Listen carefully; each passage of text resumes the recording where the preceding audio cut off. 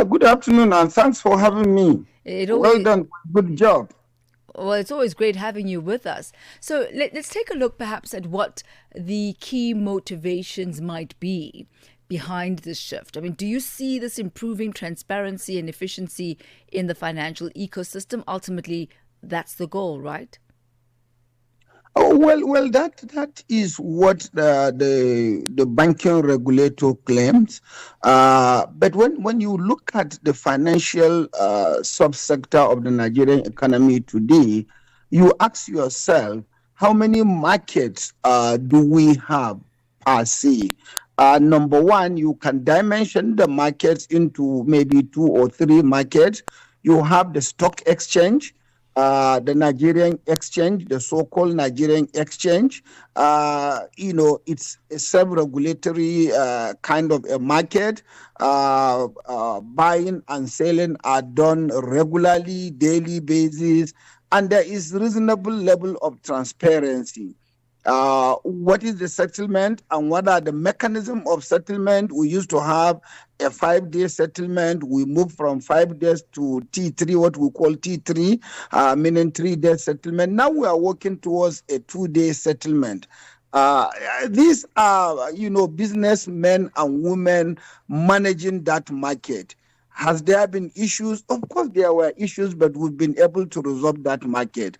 We have the second tier market, which is also similar to the first market, the Nigerian exchange. And we have what we call, the SMDQ, FMDQ market, which is also largely, private sector driven. We have a company called,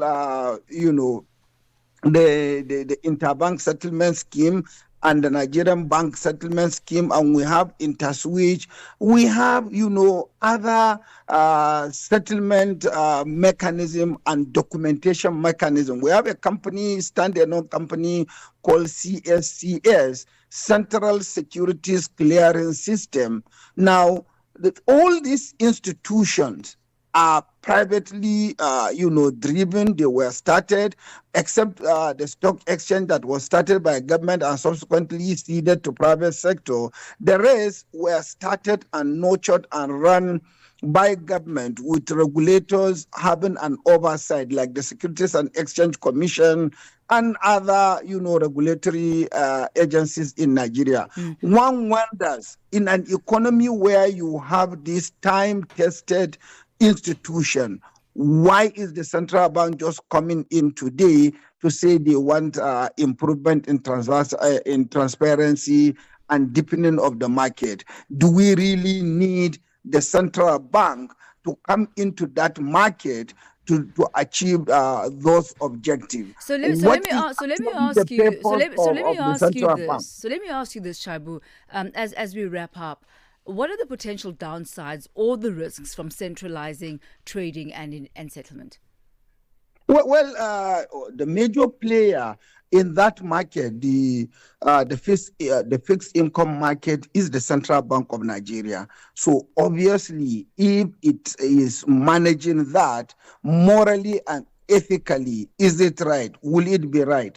Our major fear is manipulation of the interest and the demand and supply, and therefore the transparency for which the central bank is claiming that it intends to achieve may be compromised. And even when the transparency is being done, justice is not just is not supposed to be done, but it must be seen to have been done. When you are the judge, the complainant in a court and the lawyer, and you do all those, even if you are fair, just, and equitable, it is not likely that people and Will actually observers will perceive believe that. that. Yeah, definitely. Yeah. Shabu, thank you very much for putting that perspective onto the table.